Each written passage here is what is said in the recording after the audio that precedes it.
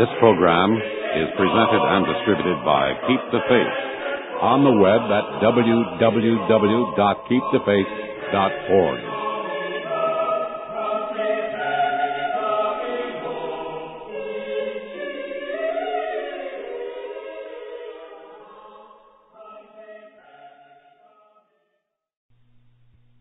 In case you haven't heard him, Father Goodwin is his name.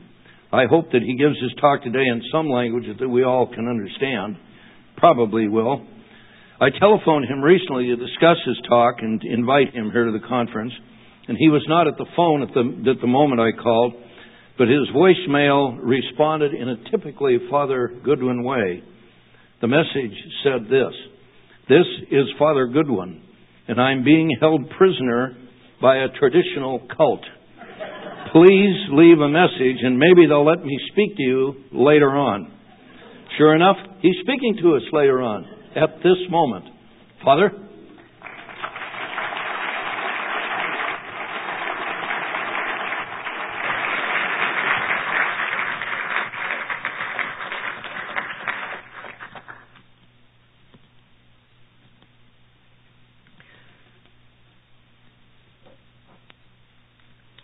Thank you, Mr. Blewett, I think. Can you hear me in the back? Well, then try going out into the corridor and it'll be better out there.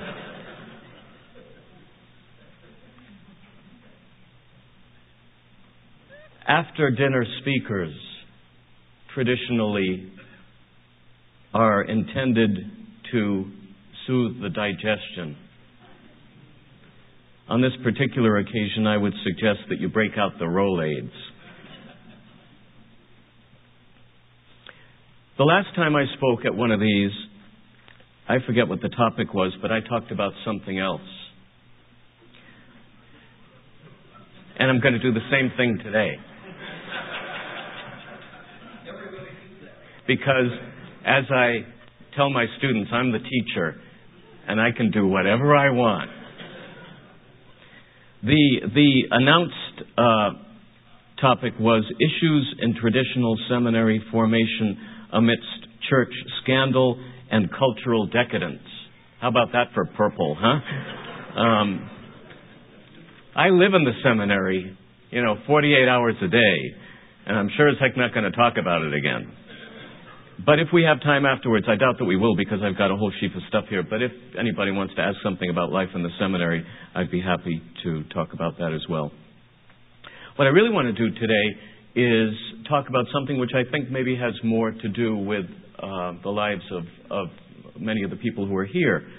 I want to talk about something that has happened in the life of the church and where it seems to have come from, and how we've gotten from there to here, and where and how we can move beyond this moment. I feel a little naked as a teacher without a blackboard, but I want to give you 4 dates that I'm going to talk about. One is the year 1960, one is the year 1974, one is the year 1988, and the last one is the year 1998. 1960, 1974, 1988, and 1998. And then with a little view to 2008, presuming that God wills to grant that time to us.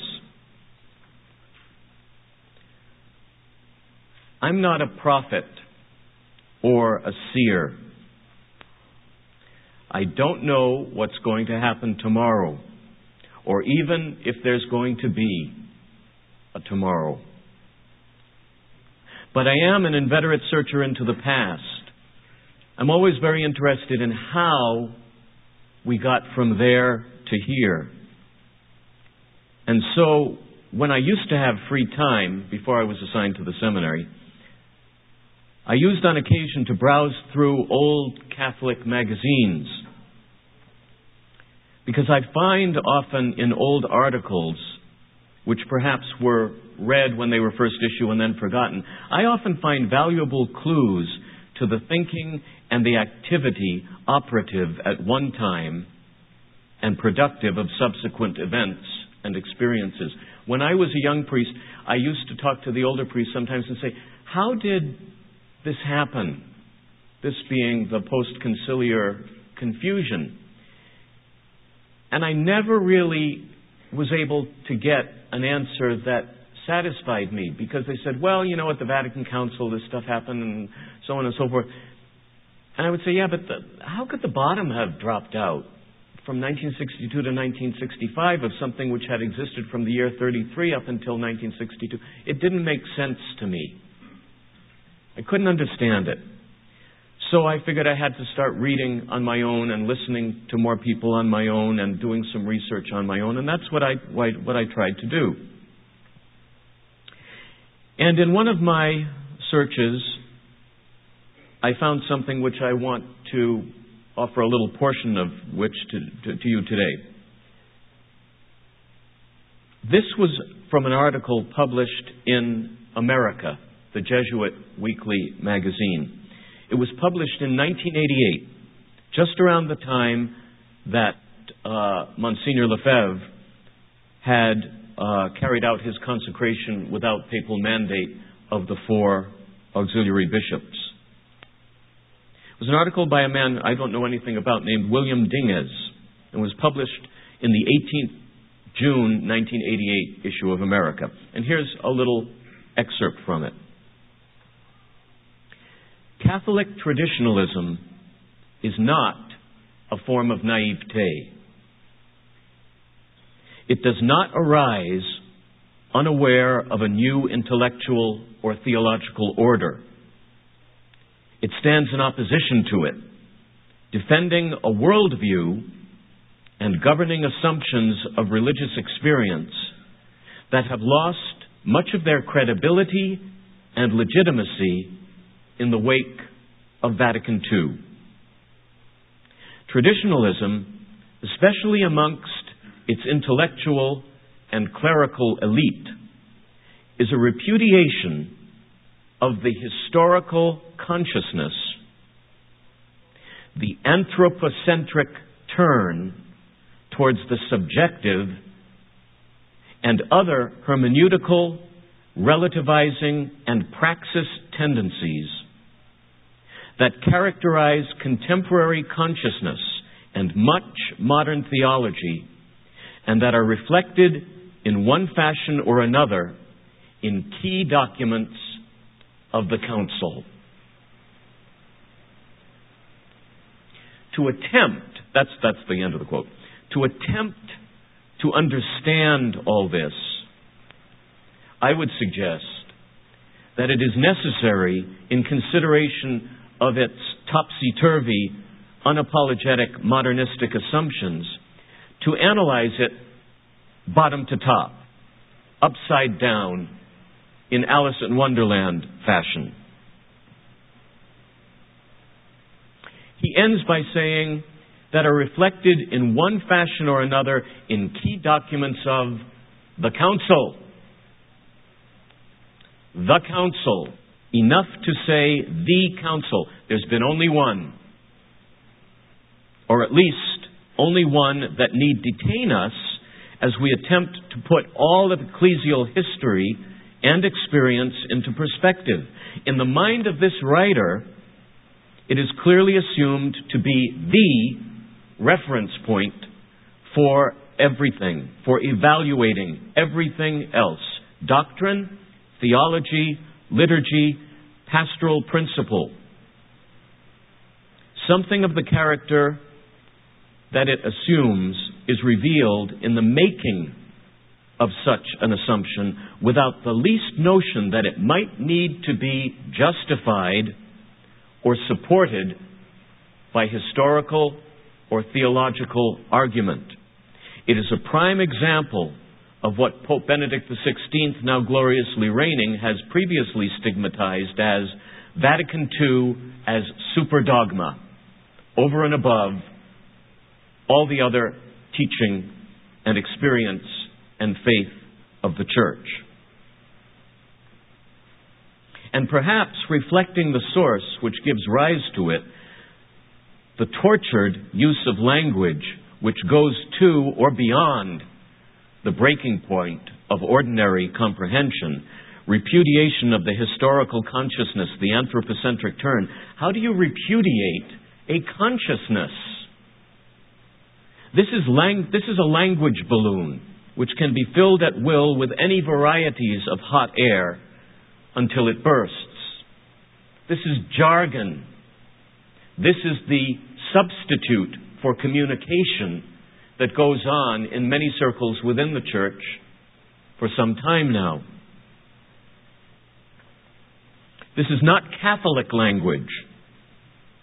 This is not the language which tradition has shaped and at times hammered out over the centuries in order to enshrine ever more faithfully and more perfectly the truth which saves,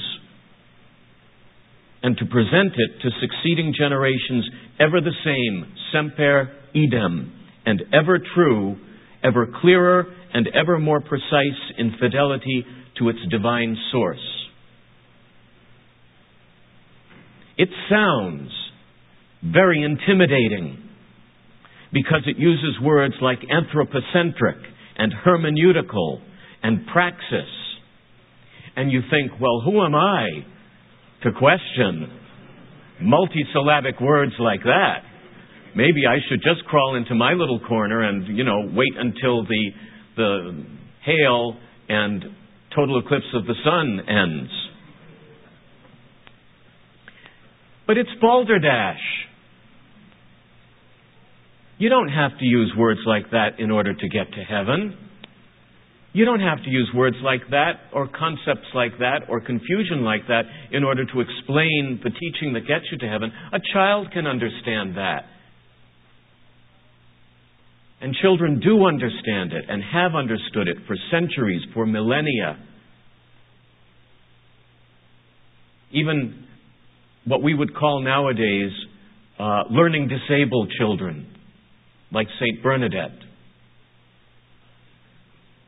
The truth of the Immaculate Conception of our Blessed Lady was entrusted to her as a messenger for the whole church. There's a reason for that. Because the Catholic faith is available and fully and wholly available to the mind of a child and to those who have become like little children.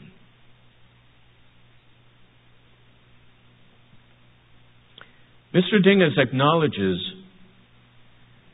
what the immediate antecedents of the last council welcomed, the contemporary consciousness, which is then placed over and above the doctrine and the teaching and the practice of the church, evaluating it and reshaping it to the measure of that consciousness. And this same consciousness turned, as he suggests, towards the subjective is, as he goes on to say, anthropocentric, centered around man. A subjective consciousness centered upon man, upon his values and his personal preoccupations. This is what is offered in 1988 in the pages of America magazine as the standard for the interpretation of Catholic truth and for the evaluation of that truth's validity for the modern consciousness. One recalls in this connection the amazing plea of Pope Paul VI to the journalists present at the closing session of the Second Vatican Council.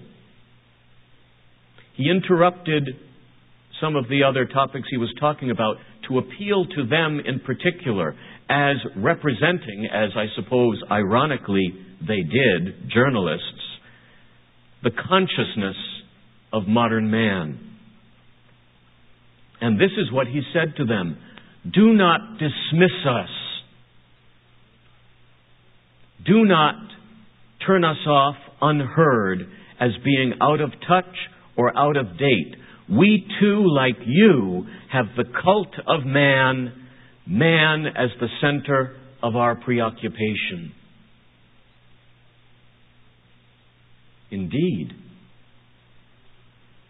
And all of this opposed, we are told, by hidebound Catholic traditionalists bent on defending a world view, according to Mr. Dinges.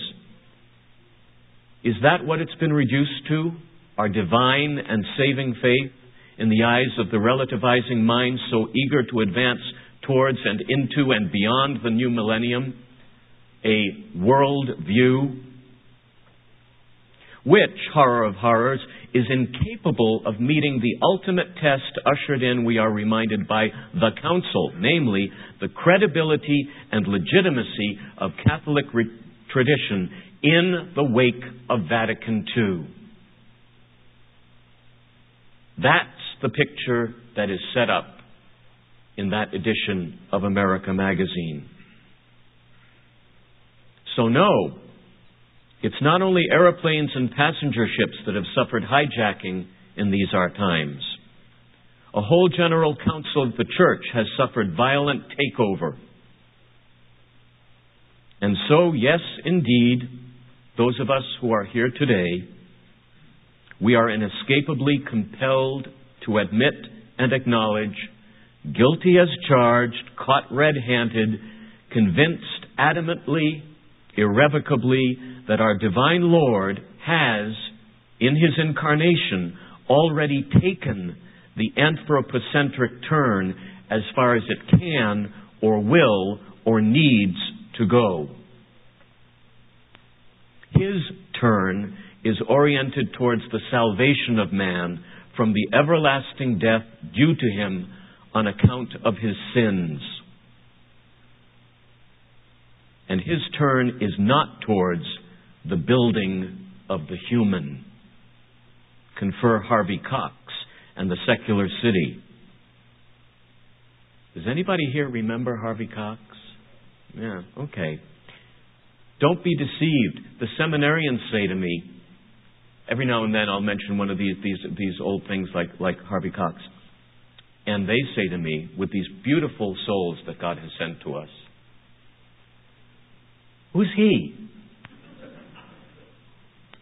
It does my heart so much good to hear, some 22-year-old zealous for the faith, for tradition, to say, who is Harvey Cox? I never heard of him. But don't be deceived.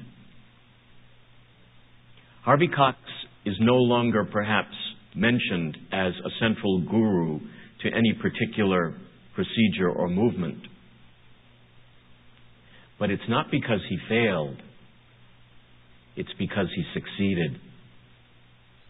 We don't need Harvey anymore, and we don't need the secular city, because what he proposed for the future in that book is now in the air that you and I breathe every single day, even in the heart of the Catholic Church.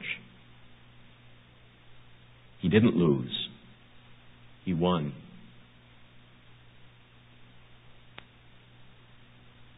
Are we now to abandon the worship of Christ, our divine Savior, and demand that He, with us, turn Himself towards the cult of man? The Church was born from the wounded side of the crucified Christ. Christ who came amongst us to convict the world of sin, to recall the world to that truth which is one, to the faith which saves through the Church, to the love of God, to the love of God which is always first, to know, love, and serve God in this world, and to be happy with Him in the next, as the traditional catechism teaches us. This world, but always oriented towards the next.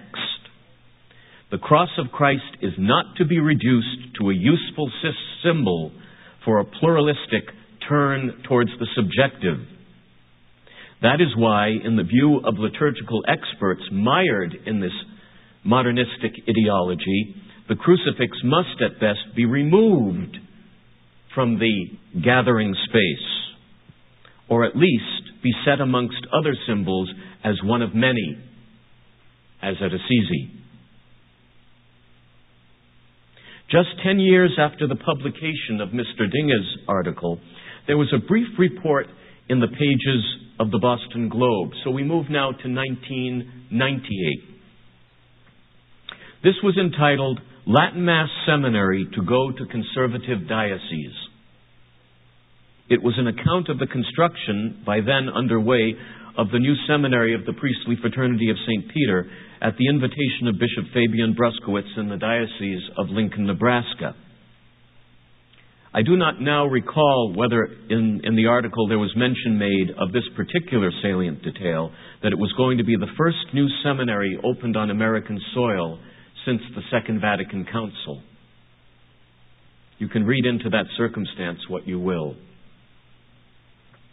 Despite the article's stated theme, most of its length was given over to an account of the then recent excommunication by Bishop Bruskowitz of dissident and condemned organizations such as Planned Parenthood and the Freemasons. It was, however, the last sentence of the article which caught my attention at the time. Referring to the Second Vatican Council, it said, quote, known as Vatican II, the Council said that Mass should be celebrated in local languages instead of Latin, and that modern culture should be embraced. Unquote. Now that is a very interesting summing up of the substance of the Second Vatican Council, and would repay a degree of attention in itself. But what caught me was the unencumbered, unqualified straightforwardness of the assertions, a seemingly direct boiling down and rendering of the conciliar teaching for the Church, at least as it is commonly perceived in the popular mind. And I'll bet there wouldn't have been 1 in 10, 1 in 100 who read that article in 1998 who would have had a problem with its delineation of the character of the Council's work.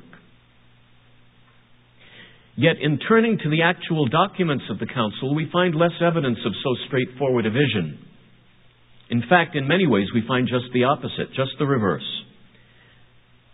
A couple of examples. To take the first point, the Council's document on the liturgy, Sacrosanctum Concilium, certainly envisions, there's no doubt about it, the possibility of an expanding use of what it calls local languages in the Mass and the administration of the sacraments. But at the same time, or rather, first of all, the Council states, quote, the use of the Latin language is to be preserved in the Latin Rite, unquote.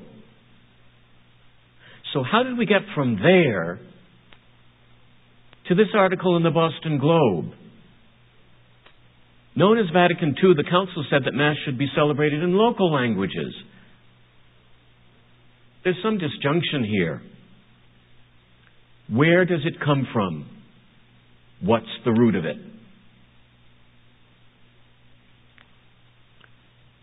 Well, this statement on the part of the Council, the problem, I think, with it is that its clear prescription is immediately followed by the word but. The use of the Latin language is to be preserved in the Latin Rite. But,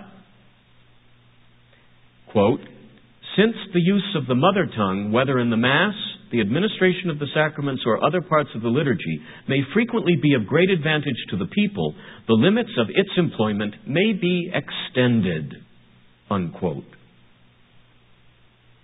If we then ask, as I think would be understandable in the light of the original principle, remember, the use of the Latin language is to be preserved in the Latin Rite.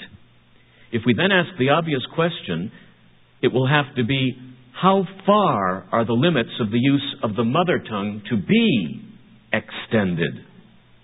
And the answer is immediately forthcoming. Quote, the extension will apply to the readings and directives and to some of the prayers and chants.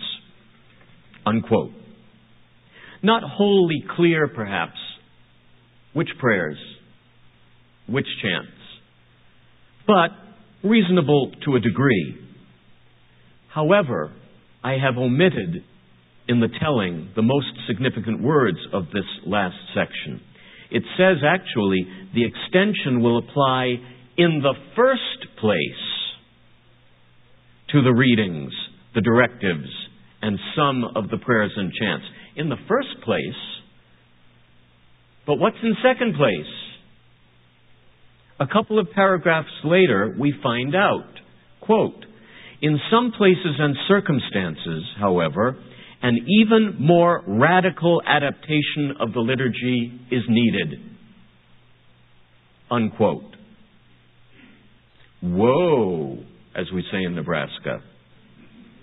How do we get from the preservation of Latin and the Latin Rite to a more radical adaptation than readings, directives, prayers, and chants in fewer than 2 pages? You tell me. If you ask what places or what circumstances, you will be hard put to pin down an answer from reading the document on the liturgy, because it doesn't say. And even more frustrated in an attempt to ascertain what those famous limits might be. In any case, it seems to me that the category readings, directives, prayers, and chants covers most of the elements in the liturgy anyway. Yet the document still allows for a more radical adaptation than even that, and without defining any limits. That was 1963. 47 years later, my math is never good. It's not 47 years, it's like 44 years. It's something more or less anyway. I'm a Latin teacher, not a math teacher. More than 40 years on, as Pope Benedict, now gloriously reigning, cautiously attempts to specify minimally some of those limits, as he recently did in Sacramentum Caritatis that was issued just a few days ago. As he attempts to do so, he meets with hostility and with roadblocks at every turn, from members of the Roman Curia and papal functionaries down to parochial directors of liturgy and card-carrying we are churchers. This stems in part from a heresy of the 1960s, and not just the Catholic heresy. It was wider even than that. A too facile confidence in human nature as wholly self-sufficient, and a fearful hesitancy to say no to the kids. Whether it's that they want to take the car out on Saturday night or start playing around with the sacred liturgy. But there's more. There's that second assertion in the Boston Globe that Vatican II says that modern culture is to be embraced. Here we see reflected, however crudely and baldly, the fascination of the writers of the Council documents with modern culture. The index of the first English language edition of the documents of the Second Vatican Council contains no fewer than 60 references to the word culture. But at the same time, it's relevant to note that 45 of those references regard a single span of a certain few pages in just one of the 16 documents of the Council. Interesting. Yet, for better or worse, apparently those few pages engendered a lasting impression if the Globe's assertion about the embrace of culture can be taken as evidence. An unbalanced outcome? Very probably, very evidently, but an outcome nonetheless, and one which must therefore be acknowledged and addressed. Documents may suggest what should endure, but history decides. Now, the Council offers the following definition for culture. Quote, "The word indicates all those factors by which man refines and unfolds his manifold spiritual and bodily qualities." Unquote. Not perhaps the use of language one finds in the documents of Nicaea or Vatican I, but there it is. If the definition seems a little imprecise, perhaps its drafters themselves thought so. Or perhaps I should say that's the way they felt. because they subsequently offer an alternative. Quote, culture means man's effort to bring the world itself under his control by his knowledge and labor. Unquote. Huh? Since even this evidently falls short of the necessary, the drafters of the document append the following rider. Quote, culture includes the fact that by improving customs and institutions, man can render social life more human, both within the family and in the civic community. Unquote. But yes, when even this suggests less than the inclusive clarity obviously being groped for, a final encapsulation is attempted. Quote, it is a feature of culture that throughout the course of time, man expresses, communicates, and conserves in his works great spiritual experiences and desires, so that these may be of advantage to the progress of man, even of the whole human family. Unquote. My lambs at the seminary read almost all the documents of Vatican II. They read also the documents of Vatican I, the documents of the Council of Trent, the Council of Lyons, Nicaea. They read all the council documents, or at least as many as we can stuff into their pea-like little brains in the limited time that we have. And one of them said to me one day, he said, Father, we were reading, I forget now whether it was Lumen Gentium or Gaudium et Spes. And I said, oh yeah. And he said, wow, he said, it's so 60s.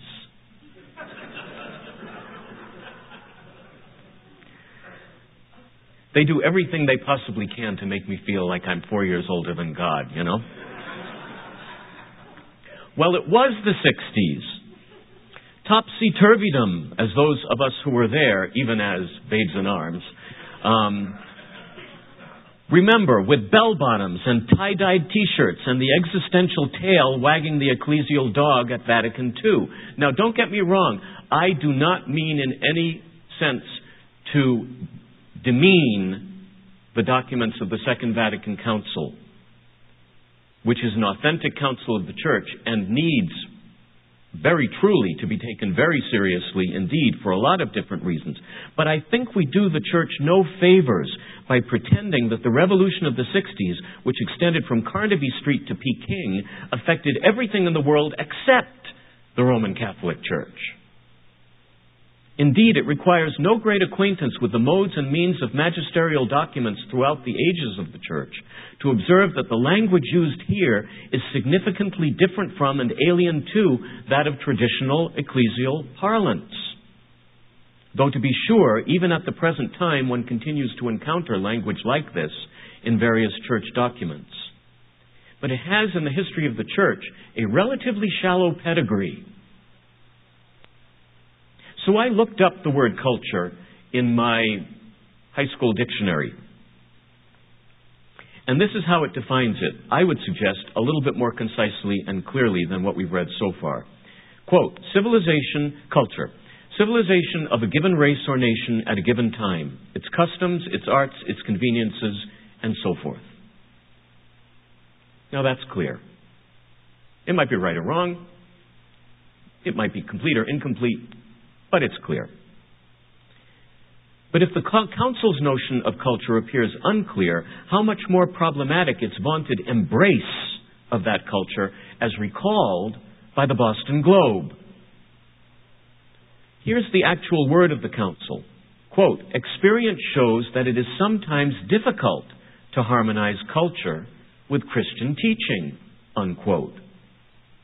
And certainly acquaintance with the local culture's penchant for MTV, abortion, and alternative marriage or family will bear out that cautious assertion.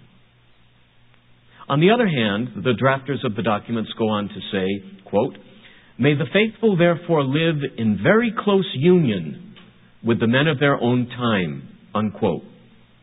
Is this perhaps the source of the embrace suggested by the Globe? In fact, the very next sentence of the Council document replies, quote, let the faithful strive to understand perfectly the way of thinking and feeling of the men of their time as expressed in their culture, unquote. still, understanding is not the same as embracing. But there's more. Conclusion of Vatican II. We can pick up copies of many conservative Catholic publications where we will be told for the umpteenth time that the problem is not the council, but it's having been wrongly interpreted. Is it possible, just possible, that to some degree the character of some of the texts themselves have made that more difficult and up to now apparently impossible to achieve? The more important question, if we're to decide where to go from where we are left by articles and writings such as these, the more important question is twofold. What exactly is here? Where are we right now? And how did we get from there to here? Well, I've tried to suggest some possible conclusions by way of example. But I would say we might also answer in this way, that the here is the reality of common perception. And the there is the documents of the Second Vatican Council. Do not underestimate the significance of common popular perception in the practical sphere. When an angry or abusive priest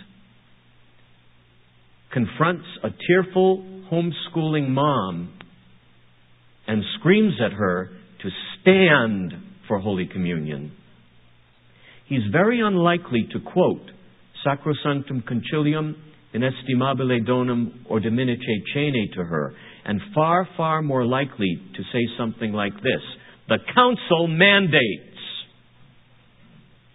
That, in a phrase, is the power of popular perception.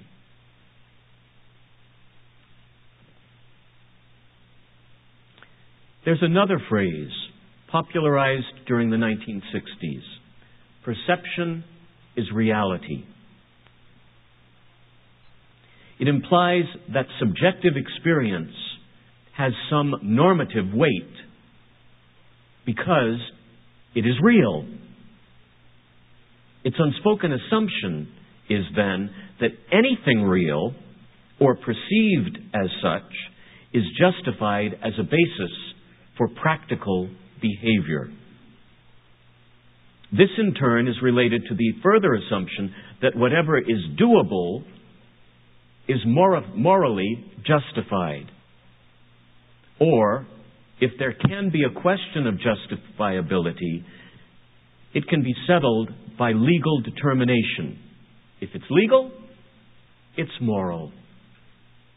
That is, my friends, what most Americans consider to be morality in our time. These specious, often unarticulated assumptions permeate the actually intellectual, moral, political, and religious experience of most people in the Western world today, in fact. Thus, my suggestion that not 1 in 100 reading that Boston Globe article in 1998 or the Dingas article in 1988, not 1 in 100 would think to question the conclusions asserted there, because they have already accepted the assumptions underlying those conclusions, however inarticulate and unarticulated their acceptance may be. In a world where movie stars determine the politics of the country, people are not thinking very profoundly. Of course, perception is a reality. So are paper cuts and dog doo-doo. But not all perceptions are accurate reflections of independent reality. Perception by its nature is a subjective reality, and one inevitably anthropocentric as well, and oriented, therefore, towards the self. When such experience is offered as normative for or justifying of behavior, we have entered the fragmenting, infinitely pluralistic realm where it is possible to talk presumably seriously about such things as your truth or what's true for me.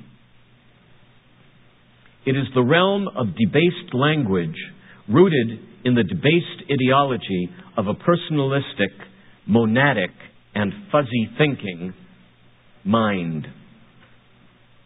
Thus, the emphasis on the normative character of immediate, contemporary experience as a source for religious, moral, and intellectual principles. What, in the inevitably resultant, constantly shifting atmosphere, are called values.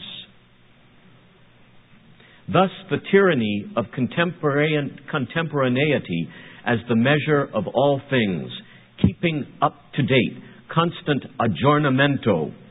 Why did that latter term become such a cliché in the years of and following the Council? Because it was a simple rallying cry for the developments I have just been mentioning and the practical conclusions based on them. Gotta keep up to date.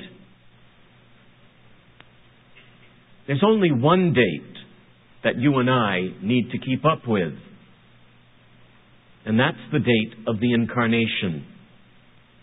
It is to that we return at all times to find the truth, to find grace, to find what gets us to heaven, and everything else is secondary, tertiary, 4,050, 60,000th to that. These unclear notions were there from the very beginning in some official ecclesial texts. They are there even in the allocutions by which John the 23rd convoked and opened the Council. After paying the Church's ancient and enduring mission and character some well-deserved homage, he introduces his theme, even more surprising in such a context, quote, "Divine providence is leading us to a new order," unquote.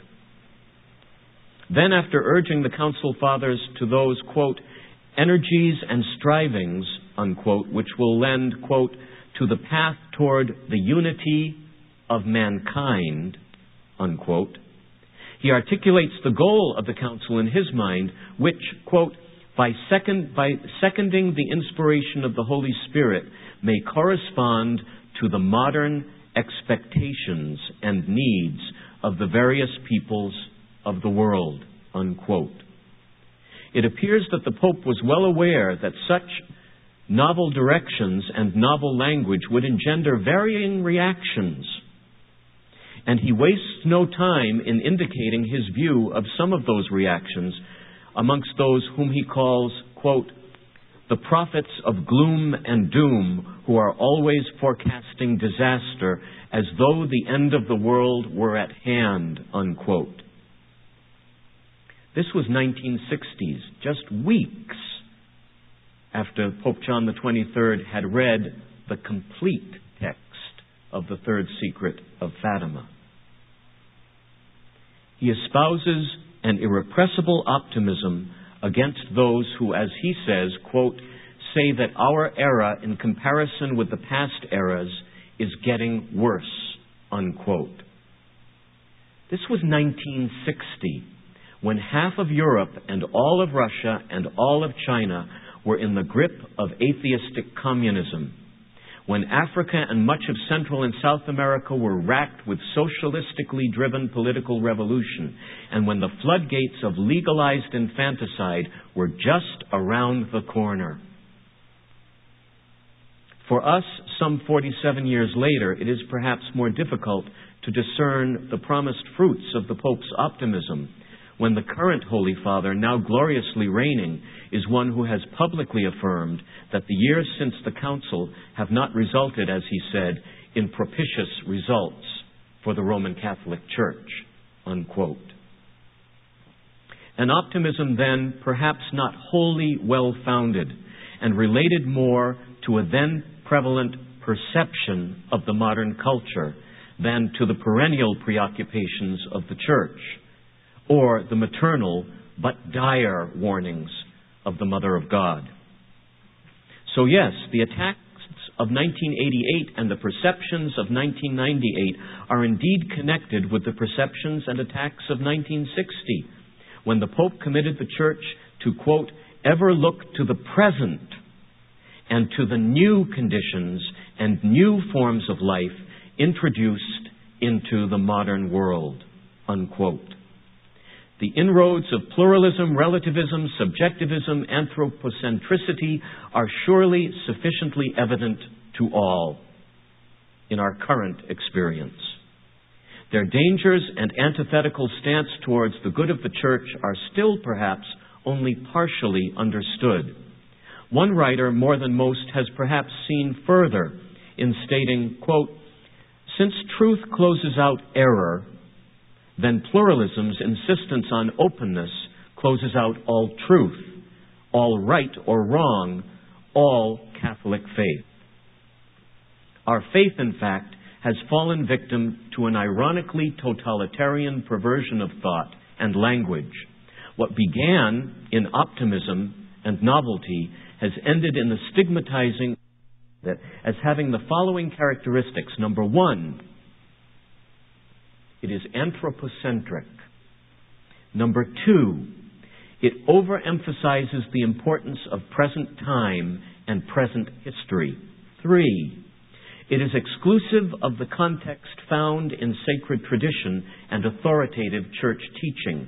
4, it is founded upon a new ecclesiology in which the church is identified more and more with the world. The church exists to serve mankind. The church is essentially a fraternal communion, a brotherly unity. 5, a devotion to Christ as man, Christ for others, the liberating Christ, the Christ friend and protector of the socially undertrodden. 1974. This extraordinary article does not trace the new religion, as it calls it, to a particular point of origin. But certainly we have already been able to see it as emergent in the allocutions with which Blessed John the 23rd convoked the Council, and fully active in ways in certain of the documents, and triumphant in the so-called spirit of the Council, which informs popular opinion in 1988, 1998, and I fear in 2008 as well.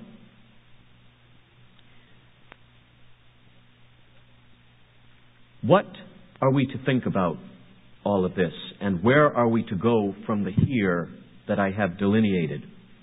The here of theological pluralism, the here of different theologies, or even different creeds. This new Christianity, as the article in Civiltà Cattolica calls it, this new religion we are faced with, making a veritable alteration in the fundamentals of our Catholic faith.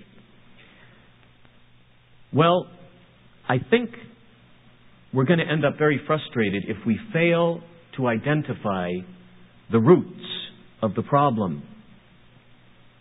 If we don't identify the connection of the new Christianity with its sources in those theologians, the work of those theologians who led up to the Second Vatican Council and attempted, and in some cases successfully, to influence the writing of its documents, and who then were ready to pounce afterwards to interpret everything in the Council according to their own agendas and ideologies.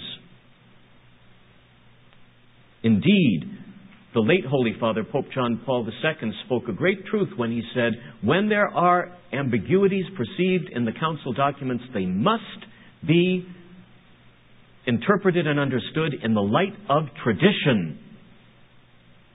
And boy, did he take a beating for that one.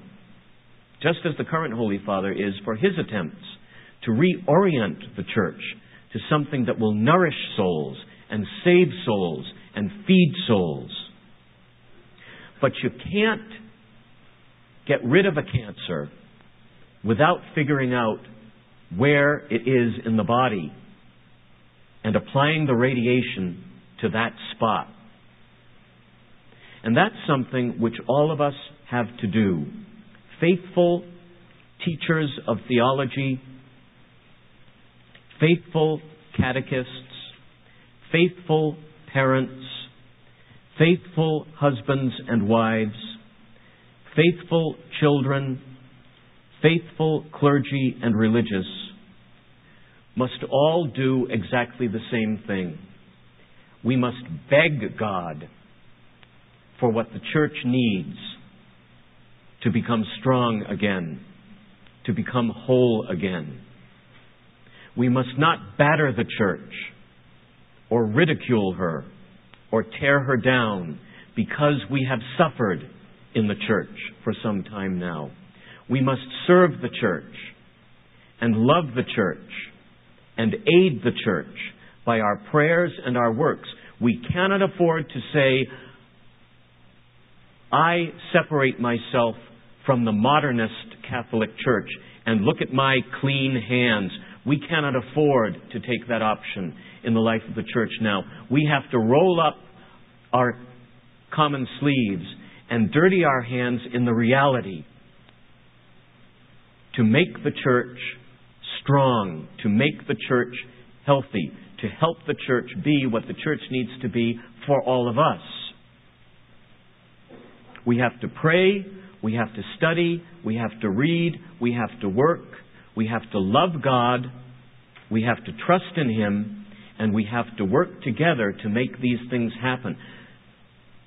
I'll tell you right now what's going to turn the church around. It's not going to be some ecclesial document. We looked on the internet before we came today to see if what they're now calling the fabled motu proprio had come out.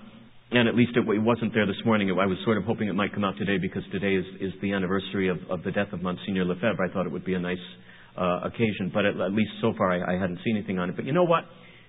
The motu proprio, whatever it says and whenever we get it, is not the cure. It's a help, and we hope that it will come. The cure is sitting in front of me this afternoon. That's how the church will get better. By one person doing a little something, teaching a little something, learning a little something, reading a little something, discussing a little something. One person on his knees winning from God a little something for the church.